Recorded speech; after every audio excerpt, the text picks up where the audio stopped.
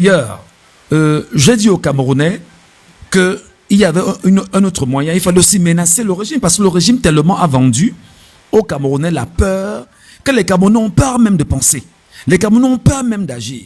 Peut-être pas d'agir, mais les Camerounais ont même peur de dire. Et moi, j'étais au Cameroun. J'ai dit aux Camerounais, nous devons nous battre à trouver les deuxièmes bureaux et trouver où il y a les mounas de ces gars. Trouver les entreprises qu'ils ont érigées au Cameroun de part et d'autre. Et nous devons les cibler. Ça, je l'avais fait cette déclaration en temps au Cameroun. Et j'étais sur les réseaux sociaux. Et cette déclaration, effectivement, a déclenché un processus contre moi. Et ils se sont dit, il ne faut pas laisser Michel Ngatou continuer à le dire. Parce que si Michel Ngatou le dit comme on le dire, effectivement, des gens vont se lever sur les biens. Alors, j'ai commencé à publier dans les réseaux sociaux les avoirs de ces gens. J'ai commencé à publier les avoirs, les maisons d'Atangandji, les biens. C'est-à-dire que ça venait de partout. Alors, qu'est-ce qu'il fallait donc se faire? Qu'est-ce qu'il fallait donc faire? Il fallait trouver le moyen de m'interpeller, de m'arrêter. Non seulement m'arrêter, premièrement, me torturer brutalement, afin que je puisse donner mes sources d'informations. Ce qui est proscrit, complètement proscrit en journalisme, parce que à ce moment précis, il y avait deux choses à faire, soit mourir, effectivement, soit s'enfuir du Cameroun. Et on a donc choisi s'enfuir. Moi, j'ai choisi m'enfuir. Et en fuyant le Cameroun, je rappelle encore que je suis parti du Cameroun par le biais d'un concitoyen camerounais de la DGRE, le compte espionnage camerounais, qui m'a interpellé une première fois alors que je sortais d'un mariage que je présentais à Douala. Il m'a appelé, il m'a dit qu'il faut qu'on se rencontre. On s'est rencontrés à Douala, on a discuté. Il m'a dit vraiment, moi j'aime beaucoup ce que tu es en train de faire. Moi je respecte vraiment ton travail. Je vois comment tes écrits sont sur les réseaux sociaux. Je t'écoute à la radio. Toutes les émissions que tu fais à la radio le lendemain ou le même jour, nous on réécoute toutes tes émissions. Et sache que tu es sur la ligne des mires. Tu fais partie des gens que le régime veut absolument arrêter et enfermer avant l'élection présidentielle au Cameroun. Alors, il me l'a dit. D'ailleurs, moi, je lui ai dit, mais écoute, frère, j'estime que je ne fais rien de mauvais. Il me dit, oui, tu ne fais rien de mauvais, mais on te voit venir. On sent que si on te laisse faire, tu risques d'être extrêmement menaçant pour le régime. Et n'oublie pas que c'est un cartel qui est en place. Et c'est un frère camerounais. Vraiment, je l'appelle souvent beau-frère. C'est un frère, c'est un gars boulou. Je l'appelle beau-frère. Et on s'est rencontrés à Douala, on a discuté. Alors que je sortais d'un mariage que je présentais ce mariage au K-Hotel. Et on s'est rencontrés, il m'a dit, Michel, vraiment fais attention. Il fallait que je vienne te le dire. Il fallait que tu dois te prémunir de quelque chose. Et il m'a rappelé que, souviens-toi, tu as fait cette déclaration. Il m'a montré les déclarations que tu as faites sur Internet, où il y avait une affaire montée par la nébuleuse Ekan Bouloubeti sur les réseaux sociaux, qui s'attaquait vraiment ouvertement à la tribu Bamileke. Moi, en tant que Bamileke, je leur ai dit un jour dans une publication que, mais faites attention à ce que vous êtes en train de faire. Et décidément, s'il faut même comptabiliser, nous, Bamileke, on est plus nombreux que le reste du Cameroun. Ce qui avait fait effectivement tout un tollé au Cameroun. Et puis, donc, Atangandji s'est donc levé et s'est dit qu'il fallait se servir de ce prétexte pour me mettre la main dessus et démontrer que je suis dans une organisation mise en place par on va dire mon aire géographique pour prendre le pouvoir au Cameroun par la force par la manipulation, par les armes, etc. Et voilà. Mais seulement pour eux au niveau de la DGRE, les éléments étaient très peu suffisants. C'était très peu probant parce que on ne partira pas sur des déclarations de quelqu'un sur les réseaux sociaux pour l'arrêter. Donc Atangandji a insisté à maintes reprises qu'on m'arrête au Cameroun. Et non seulement ça, il me l'a dit, et quelquefois on s'est passé des coups de fil. Bon, pas des moyens qui sont propres au service de renseignement. Et il m'a dit, fais attention, parce que. Alors, j'ai donc eu la chance, très rapidement, d'avoir une opportunité de partir du Cameroun. Et malheureusement, je me suis arrêté. Et je me suis dit, il faut que je continue à parler. Et de l'endroit où j'étais, je parlais. Quand je disais aux Camerounais sur Facebook, je veux 10 000 personnes devant moi. Alors, vous n'imaginez pas la razzia que j'avais devant moi. J'avais 10 000 personnes devant moi. Et ce que j'avais comme information, je livrais et puis j'avançais. Alors, pourquoi est-ce que je fais ce lien? C'est que je pars du Cameroun un mois avant qu'on commence à me chercher. Parce que j'étais déjà informé. Je pars du Cameroun un mois avant. Donc, un mois avant, j'étais plus au Cameroun. Et quand je suis plus au Cameroun un mois avant, ils viennent donc me chercher chez moi, un de ces quatre. c'est dans ce cas-là qu'ils enlèvent mon épouse, enlèvent ma femme, etc. On l'amène au groupement de gendarmerie de Bonanjo. Elle est auditionnée là-bas. Et pendant qu'on y est, je rappelle que la gendarmerie nationale a confisqué le téléphone de mon épouse. La gendarmerie nationale, c'est que la gendarmerie nationale d'un pays a volé le téléphone iPhone de mon épouse, Madame Gachou. Mon épouse a fait des tours et des tours là-bas pour dire, mais donnez-moi mon téléphone parce que j'ai des contacts dedans. Mon petit commerce que je fais, j'ai mes contacts dedans. Et la gendarmerie nationale a dit à mon épouse que va reconduire ta puce. Ce téléphone ne te le redonnera plus. Imaginez un pays. C'est-à-dire qu'imaginez un pays où, c'est-à-dire qu'on va entendre quelqu'un parce qu'on estime que son mari journaliste a fait des révélations. Et il faut absolument qu'on trouve le moyen de mettre la main sur la dame, sur le monsieur. Et on récupère son téléphone c'est-à-dire qu'ils ont volé le téléphone de Madame Gachou. Je parle ici de la gendarmerie nationale, la compagnie de la gendarmerie nationale de Bonanjo à Douala. Un téléphone iPhone. C'était quoi l'intérêt? C'était quoi l'intérêt à voler un téléphone? C'était quoi l'intérêt? Alors, justement, là-dedans, il y a un homme qu'on appelle le colonel Diallo. C'est le colonel Diallo qui signe au niveau du secrétariat d'État à la Défense le mandat de recherche en ce qui me concerne, moi, Michel Gachou. C'est le même colonel Diallo cité par le capitaine Efoudou qui lance le mandat de recherche contre moi. Et donc, attendez, je vais vous le lire, hein. Je l'ai ici sous les yeux. Attendez.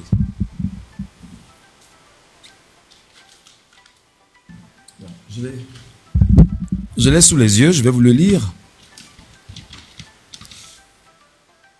Attendez, je vais vous lire ça en direct. Voilà, c'est ça. J'avais téléchargé. Message radio porté.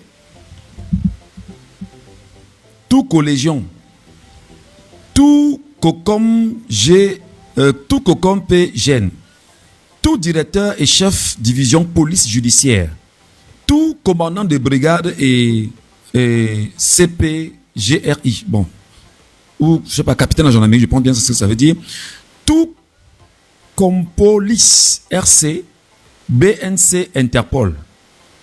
Alors, voilà comment est-ce que il s'arrange à trafiquer des fausses informations qui renvoie sur la place publique au niveau du Cameroun.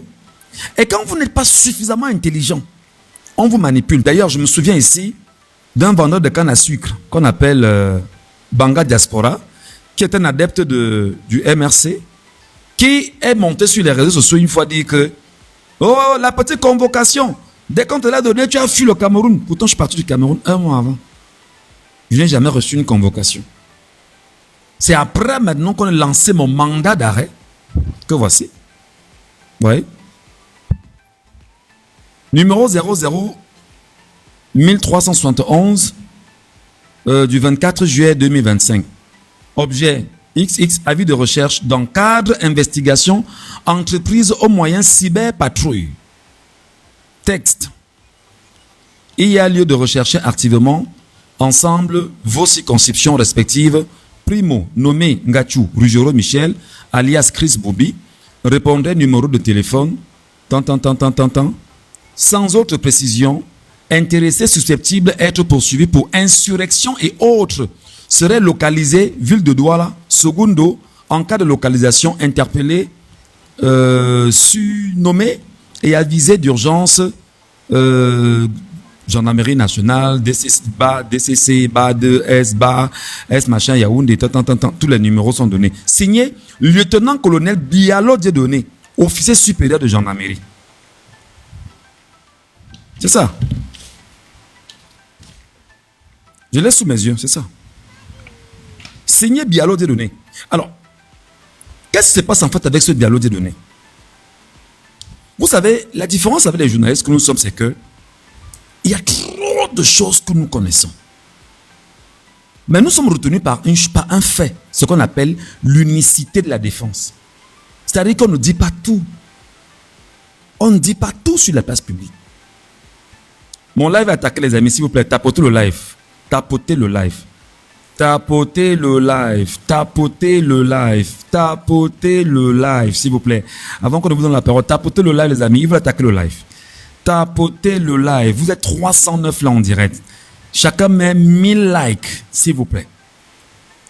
Chacun met 1000 likes. Chacun met 1000 likes. C'est très important. Ils attaquent le live. Voilà, c'est fou ça. C'est fou ça. Voilà. Tapotez le live. Ils sont en train d'attaquer le live. Parce qu'ils ne veulent pas qu'on aille dans le même sens que le capitaine Effoudou. Parce qu'avant que je ne vous donne la parole, vous devrez effectivement savoir. Et moi, je suis un jeune enfant à qui Dieu parle. Je suis un jeune enfant à qui Dieu me révèle des choses. Un peu comme... Et vous savez, je vous l'ai toujours dit ici. Hein, quand je dors, Dieu me révèle des choses.